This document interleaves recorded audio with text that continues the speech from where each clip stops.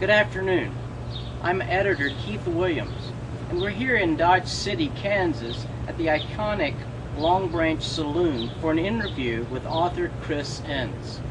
Miss Ince is a nonfiction writer of primarily women of the 1800s era who made their ways west as doctors, miners, school teachers, mail-order brides, and yes, even sharpshooters.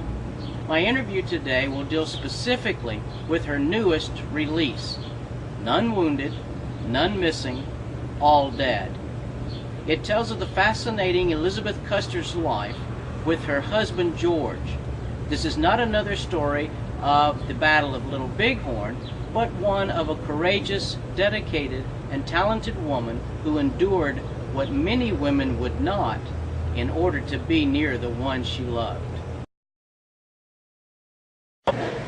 Hello. But you're supposed to say something here? This was Barry's part. He's a little camera shy. I'm Chris Ince. I'm the author or the co-author of the book None Missing, None Wounded, All Dead. We are here at the iconic, is that what you call it? The iconic Long Branch Saloon in Dodge City, and we've been having a wonderful time. Barry, would you like to share anything at this time? Yeah, I would. Thank you. We were here at Dodge City and at the Long Branch, but we were here last night to celebrate and for the launching of your new book on Elizabeth Custer, None Wounded, None Missing, and All Dead. So would you please tell us a little bit about that? The phrase, none wounded, none missing, all dead, was what Elizabeth Custer was told when they informed her that George was dead, which affected me greatly when I heard that sentence, because Elizabeth was told not to believe any rumors that she had heard of George's time of death, and so being told that short phrase, which, you know, 6 words, it's very captivating. She knew right then there was no hope for George. Very good. Now, the press release states that the story of Elizabeth's love and dedication to her famous spouse and how she handled his betrayal is the subject of the new book. Also, if it's my understanding, the book cover states also the story of Elizabeth Custer. So, can I expect to have the mentioned freshly discovered documents reveal new information to me as a reader about the Battle of Little Bighorn? No, it is not something that is about the Little Bighorn. It is, we mention the Little Bighorn and touch on that a bit, but the totality of the book is not about the Little Bighorn. Would you tell me a little bit about these freshly discovered documents and Mr. Portlander? Chris Portlander is the director of the Custer Battlefield Museum in Gary Owen, Montana, and he was gracious enough to allow Howard Kazanjian to use some of the items that he found that was discovered in George Custer's trunk. And after he had died, and the information that was in it was the debts that he owed, gambling, 13,000 markers that were IOUs that he had written, letters from other women. Before it was only speculated that he had done this. The trunk contained items that prove that he did do that, and that's what was in the book. Do you have any?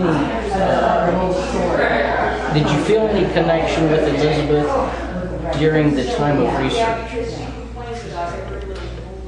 Before, after? Can you draw any parallels? No. No? Thank you. I don't remember what I said. Okay, let me help you out. Is this an Abbott and Costello deal? It sounds a little. Yes, Brent, thank you. Keep this. We want this to go fire. In a few moments, I'm going to smack him. Me or Brent? I hope we're going to have a barroom brawl in a few minutes at the iconic Long Branch. I know how to do that. Actually, I know how to do it too. I worked 2 years as a stuntwoman at Old Tucson. It was the best job I ever had in my life. Thank you. Here, let me go from here. Let me go from here. All right, were you ready? It's still rolling, right? We'll edit that. You should turn the cameras on yourself. Why does it always have to be on me? Still going. I was, as I was reading through None Wounded, None Missing, and All Dead, and reading your journal on your website, chrisenns.com. She never passed up an opportunity to defend her family's actions, in this case her husband's actions, and his motives. It's quoted in there that she stood up for George for 56 years. She had a loved one taken from her, but yet she still had strong dedication to family. She still had a strong loyalty, commitment, and devotion to family. And I know that that plays close to your heart as well. And I see that in you. I haven't really needed much for this interview. Thank you. Barry could have done it alone. But I appreciate that. That's absolutely true. See, this won't go far. We have to do. Just keep this up. This is fun. Stage of fight. We're not fighting. We have to do bloopers. No, and I like it as is. Pop, don't edit it. This is good. This is good stuff. Okay, what else? I don't know now. I mean, Well, we just totally. randomly ask some questions. All right, well, I will do this. In 2009, you wrote a book entitled Thunder Over the Prairie. It told the story of an 1878 murder that took place right here in Dodge City. According to your website journal, you consider Bill Tillman to be the greatest lawman. Is that correct? That's great. That's exactly right. There was none like Bill Tillman. He was the most dedicated to his job. The other marshals and lawmen from the Dodge City area dabbled in law enforcement, like Jim Masterson and Charlie Bassett. Bill Tillman, that was his life. He did it for over 50 years.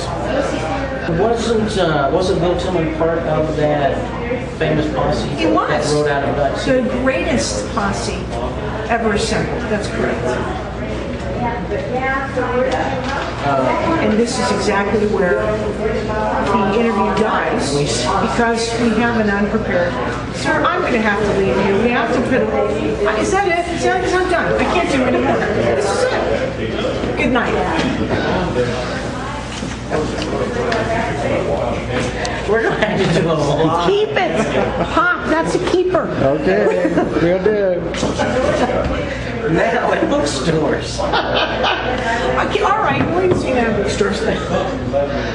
Purchase it wherever you can. Now at Oh yes, bookstores. now in bookstores. Primarily in Barnes & Noble.